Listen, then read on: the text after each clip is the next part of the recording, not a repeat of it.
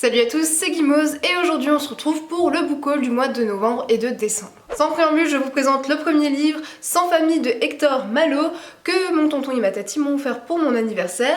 C'est un classique et je vais vous lire tout de suite le résumé qui à mon avis risque de vous parler parce que c'est plutôt connu. Le chien Capi et le singe Jolicoeur, la brave mère Barberin et le signor Vatalis à la longue barbe blanche, Lise la petite muette, Massia le jeune musicien, sans oublier bien sûr le courageux Rémi, l'enfant trouvé. Autant de personnages si attachants qu'on ne les oublie plus quand on a fait leur connaissance et que les générations successives découvrent avec le même bonheur. Publié en 1878, Sans famille est devenu un classique de la littérature de jeunesse. Mais il n'y a pas d'âge pour se laisser captiver par l'extraordinaire don de conteur d'Hector Malot et émouvoir par sa tendresse envers les humbles, ni pour apprécier le talent avec lequel il tente de rendre le pittoresque et la réalité des milieux traversés par Rémi.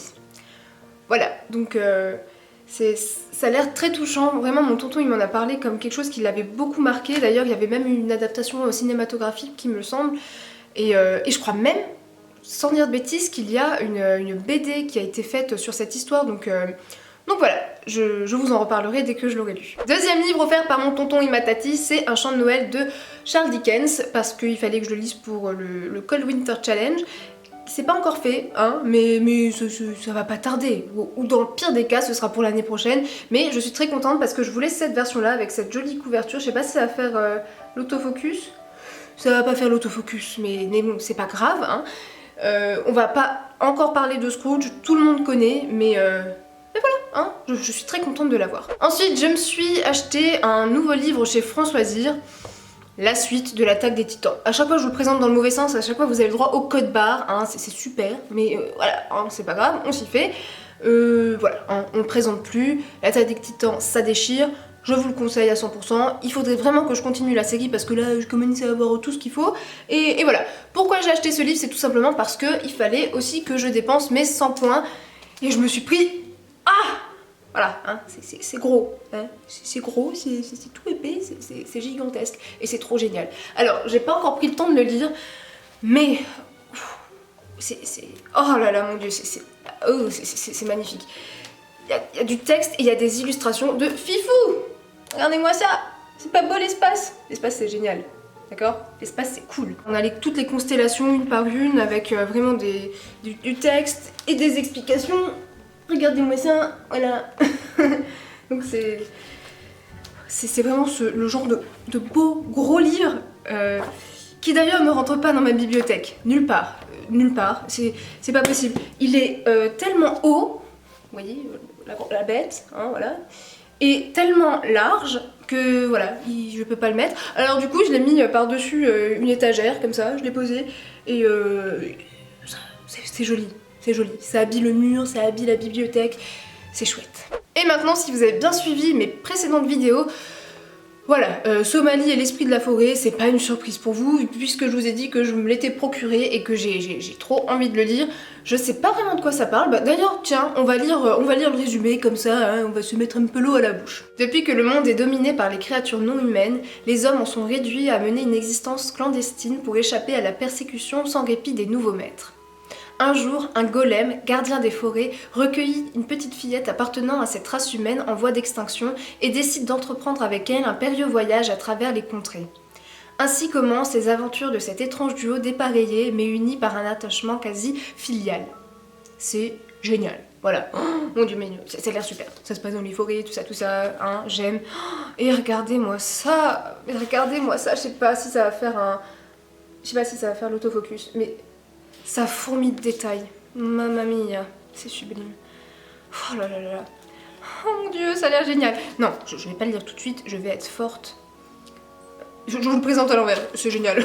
je vais être très forte, hein, en commençant peut-être par le lire à l'endroit, hein, ce serait mieux. Prochain livre que je vous présente, c'est L'Enchanteur de René Barjavel, que ma petite Cécilia de la chaîne Axio Jurassic Books m'a offert pour Noël, et j'étais comme une dingue. Quand j'ai ouvert le paquet, j'étais surexcitée, j'étais hyper heureuse, tout simplement parce que ça fait déjà hyper longtemps que je veux lire René Barjavel et que j'ai pas encore sauté le pas. Beaucoup de gens m'ont dit que justement La Nuit des Temps était un incontournable, qu'il fallait absolument le lire. D'ailleurs, Cécilia a eu un coup de cœur sur ce livre, mais je suis ultra contente qu'elle m'ait offert celui-ci parce qu'il était dans ma wishlist et qu'en plus de ça, C'est tout autour d'Arthur et les chevaliers de la table ronde et ça me parle beaucoup, d'autant plus que Cécilia elle est aussi branchée pas mal Bretagne, donc ça me fait chaud au cœur qu'elle ait pris ce livre pour moi. C'est une super sélection, je suis hyper heureuse et d'ailleurs je vais vous lire le résumé tout de suite. Qui ne connaît Merlin? Il se joue du temps qui passe, reste jeune et beau, vif et moqueur, tendre, pour tout dire enchanteur. Et Viviane, la seule femme qui l'ait pas jugée inaccessible, et l'aime, Galade, dit Lancelot du Lac, Guenièvre son amour mais sa reine, la femme du roi Arthur, Elwen, sa mère, qui le conduit au Graal voilé, Perceval et Béni, les chevaliers de la table ronde, personne comme Barjavel qui fait le récit de leur amour, des exploits chevaleresques et des quêtes impossibles à la frontière du rêve, de la légende et de l'histoire. Dans une Bretagne mythique, il y a plus de 1000 ans, vivait un enchanteur. Quand il quitta le royaume des hommes, il laissa un regret qui n'a jamais guéri. Le voici revenu. Oh là là.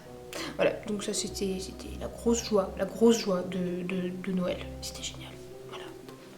Bon, c'est une petite quand même, hein, on va pas se le cacher, hein, c'est pas écrit très gros. Mais, en même temps, hein, quand on aime, on ne compte pas. Donc, dites-moi si vous l'avez déjà lu et dites-moi ce que vous en pensez. Et Cécilia, encore une fois, merci, je te fais tout plein de gros bisous. Prochaine réception que je vous présente, c'est la duologie Tormae de William Riverlake. Voilà, on prend 2 minutes pour regarder les super couvertures que c'est, franchement ça dépote. Je les trouve super, franchement je les trouve super belles, tout particulièrement la deuxième, je sais pas pourquoi, je la trouve super belle. Bon, la première aussi, mais la deuxième elle me plaît beaucoup. Enfin bref, hein, c'est pas le sujet. C'est l'auteur qui m'a contacté parce qu'il avait vu ma vidéo sur le nom du vent de Patrick Rothfuss et ça lui a beaucoup plu, d'autant plus que lui il est aussi pas mal fan de Patrick Rothfuss, c'est une inspiration pour lui pour ses écrits. Et voilà, on a un peu discuté, il a été très sympa, très compréhensif et du coup il me l'a vraiment envoyé de bon cœur et c'est ça qui m'a beaucoup plu parce que c'est vrai que évidemment j'aurais pas accepté de les recevoir si ça m'avait pas intéressé, mais c'est de la fantasy qui se mêle un peu à un côté philosophique, spirituel et c'est plutôt original et ça m'intéresse énormément et voilà, je pouvais juste pas refuser, c'est trop alléchant quoi. Et en plus, mine de rien, ça a l'air fin comme ça, mais que nenni mes petits, parce qu'il y a quand même... attendez, hein, je suis pas une experte, voilà, 421 pages, mais c'est pas écrit méga gros quoi. Vous voyez? Non, vous verrez que dalle. Bon bah, croyez-moi, hein. Et donc ça a l'air... Oh ouais, et je viens même de tomber, il y a des petits croquis. Oh, il y a des dessins. Oui. Ah oui. Bah non, vous pouvez toujours pas voir. Bon bah, c'est peut-être... Mais oh là là, c'est encore mieux que ce que je pensais. Donc voilà, je suis très contente qu'il soit venu vers moi. Vous voyez, il y a même une petite carte au début. Moi j'adore les cartes hein, dans les livres, il n'y a rien à faire, je trouve ça super. Hein, ça ajoute vraiment du cachet. Et bon, et c'est vrai que dans la fantasy, on en trouve souvent des cartes. Hein, bon, voilà. Et j'ai vraiment hâte de découvrir cet auteur et ce que j'ai beaucoup aimé c'est qu'il attend rien de particulier suite à cet envoi et c'est ça qui me donne encore plus envie de lire le livre, c'est-à-dire qu'il m'a pas voilà, il m'a pas demandé de faire une vidéo, il m'a pas demandé quoi que ce soit envers sa duologie et voilà, bah ça c'est une belle initiative, moi ça me parle en tout cas et j'ai pas de pression, voilà, je le lirai quand je le lirai, comme d'habitude, vous savez j'aime pas trop me forcer à faire des lectures et voilà. Vraiment, ça a l'air d'être une petite pépite. Je me demande même s'il n'y a pas un petit résumé que je pourrais vous lire. Si, un résumé. Bah vous savez quoi, je vais vous lire le résumé. Sachant que le premier tome s'appelle La Cantique du Soleil. Voilà. Au moment où cette histoire a commencé, je n'étais encore qu'un jeune adolescent destiné à vivre comme tous les autres garçons de mon village. Mais le sort en décida autrement, m'entraînant sur les traces de Garon à la recherche d'un enfant annoncé par les anges et les étoiles. J'ai décidé de prendre la plume pour vous raconter ce périple, pour me remémorer des combats, des poursuites et des rencontres, pour vous décrire aussi la face visible et invisible de notre monde. Et peut-être aussi pour tenter de comprendre moi-même ce qui est arrivé, car je vous avoue que cette aventure me dépasse encore. Waouh. Déjà, j'avais pas lu le résumé en fait, pour être très honnête, parce que en discutant avec l'auteur, voilà, c'est surtout les thématiques qu'il abordait qui me parlaient beaucoup et ses influences, on va dire. Patrick Rothfuss, David Gemmell, enfin voilà, c'est quand même pas mal. Mais en lisant ce résumé, j'ai déjà cette impression que ça va beaucoup me plaire, parce que voilà, ça a l'air d'être un peu... je vais pas le comparer parce que c'est pas le but de comparer, chacun a sa plume, mais ça a l'air quand même d'avoir un peu cette trame du style Le Nom du Vent. Et enfin, je vous assure que ça me fait un drôle d'effet quoi, c'est... Ouais, enfin, j'ai vraiment très hâte du coup. De toute façon, je pense que je lirai le premier tome peut-être pour le printemps. Je sais pas, pour moi, le printemps, ça va être printemps fantasy. Enfin, il n'y a pas de saison pour dire de la fantasy, vous me direz, mais voilà, je vous en reparlerai dès que je l'aurai lu. Pour terminer, je vous présente un peu en même temps tous les livres que je me suis procurés pour le Cold Winter Challenge. Je vais pas m'attarder sur chaque livre tout simplement parce que je les ai quand même plus ou moins présentés dans la palle dédiée pour le Cold Winter Challenge, pour ma palle d'hiver, que je vous mettrai dans le petit i. Et en tout premier, je me suis procuré forcément la suite de la passe miroir, Les Disparus du clair de lune, que je suis toujours en train de lire, hein, et que je crois que je surkiffe. Il y a de fortes chances pour que ce soit un coup de cœur. Et que voilà, ce soit le premier coup de cœur de l'année 2017, j'allais dire 2016, mais 2017, et c'est de la bombe, hein. Même si vous savez pas de quoi ça parle, foncez sur la passe miroir, c'est génial, c'est génial. Ensuite, autre bouquin que je me suis procuré, hein, c'est l'intégrale de Poison, Charme, Beauté de Sarah Pinborough. Alors pour le coup j'avais déjà lu les 2 premiers tomes en e-book, mais là j'avais quand même envie de les avoir un peu en matériel. Et pareil, je vous en ai parlé dans la précédente vidéo, là j'ai pas encore lu du coup le 3e tome, hein, mais j'aimerais bien, j'aimerais beaucoup. Et je pense que j'ai eu beaucoup de chance parce qu'il me semble plus, malheureusement, que l'intégrale soit en vente. Donc c'était de justesse. Parce que déjà à la base, je voulais me procurer les 3 tomes séparément, parce qu'à la base ils étaient vendus séparément, mais il n'y a plus moyen de mettre la main dessus, ou c'est à des prix astronomiques et j'ai pas spécialement envie, alors que là, c'était encore la bonne occasion, quoi. Je crois que pour 24 € vous avez les 3 livres dedans, au lieu de les payer chacun 16 balles. Donc bon, hein, j'ai eu beaucoup de chance et c'est quand même plutôt beau, ça brille tout partout comme ça, c'est beau, ben faut dire ce qui est, hein, c'est chouette. Et puis ce que j'aime quand même bien dans ces bouquins, malgré tout, c'est qu'il y a quand même des jolies illustrations que vous ne pouvez pas voir parce que ça fait pas l'autofocus comme d'habitude. On va peut-être arrêter de s'acharner. Et pour le coup, il me semble que les pages sont réellement cousues. Parce que je sais pas vous, hein, je sais pas vous, mais quand même j'ai tendance à me faire quand même enfler méchamment avec ces histoires de relier. Il y a quand même beaucoup de fois où le relié a juste la couverture dure, hein, et où les pages sont juste collées et on vous met un petit machin collé juste au bord pour vous faire croire que c'est cousu alors que c'est pas cousu du tout. Donc ça c'est cousu, donc c'est bien, je suis contente, hein, on va pas en parler 3 heures. Prochain livre que je me suis aussi prise, c'est La fille de l'hiver de Eowyn Ivy. Oh, j'ai dit juste, c'est génial. Je sais pas si vous allez voir, pas d'autofocus, jamais d'autofocus, on va laisser tomber, hein, c'est pas grave.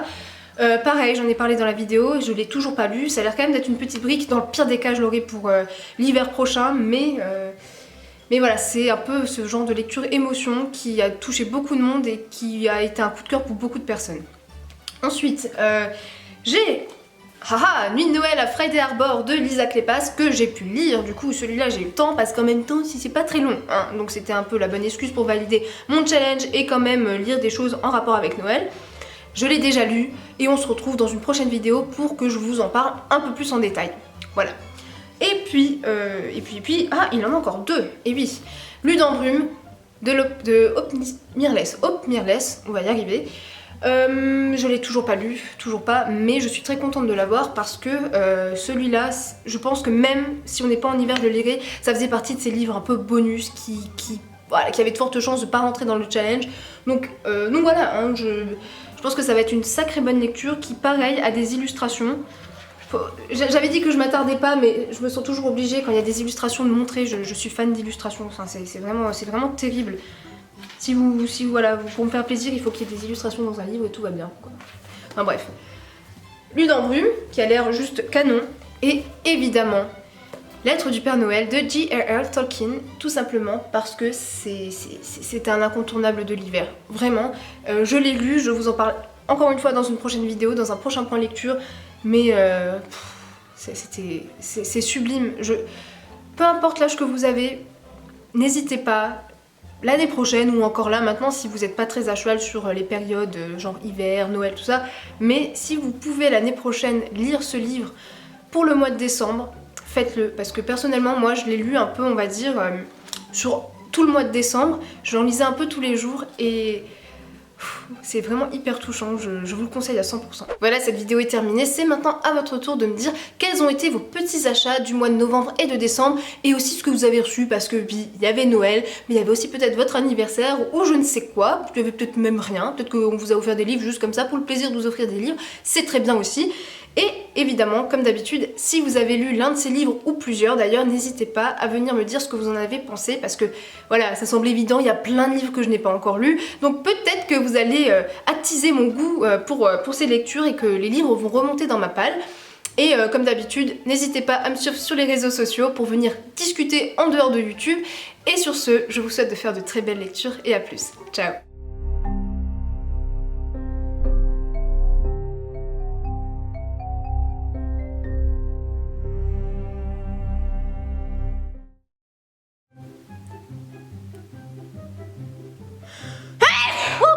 Waouh. La délicatesse.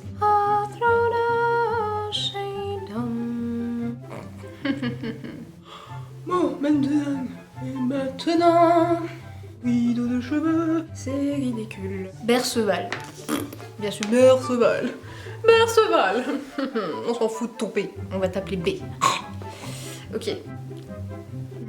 Reste beau et jeune. Jeune et beau.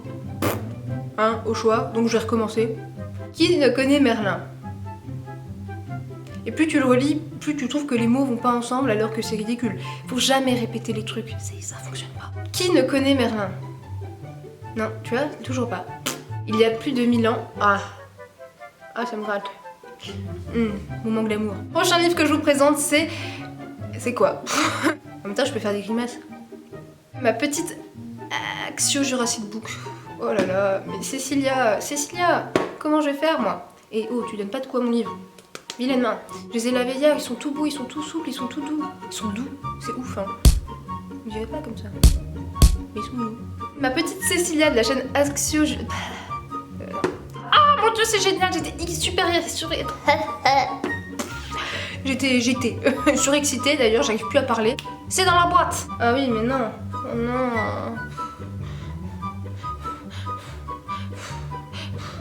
J'en ai marre de porter les livres, il y en a trop, ils sont trop lourds.